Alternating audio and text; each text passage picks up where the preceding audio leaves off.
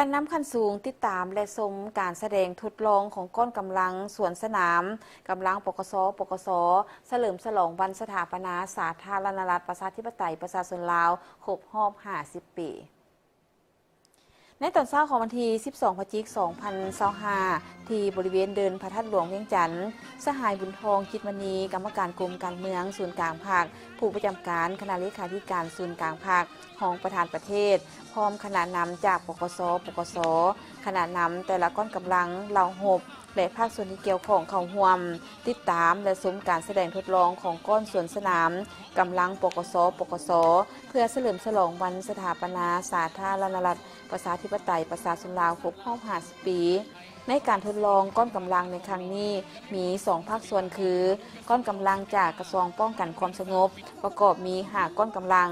และกระทรวงป้องกันประเทศประกอบมี18ก้อนกำลัง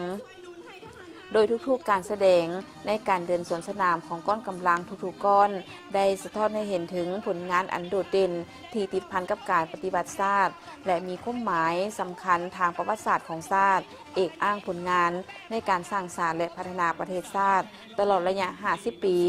พร้อมทั้งถือเอาโอกาสนี้ต้องโฮมความสามัคคีปองดองชาติของประชาชนลาวบรรดาเผ่าในทั่วประเทศโดยภายใต้การนำพาของภาคประชาชนปฏิบัติลาวให้เป็นปึกเพนสืบต่อปกปักรักษาและสร้างสรรค์พัฒนาประเทศชาติตามทิศชี้นำของภาควางออกให้บรรลุตามจุดประสงค์คาดหมายทั้งนี้ก็เพื่อหาประกันให้แก่การจัดตั้งปฏิบัติหน้าที่เวียกงานการก้าเกี่ยมด้านเนื้อในกำลังพลเข้าห่วม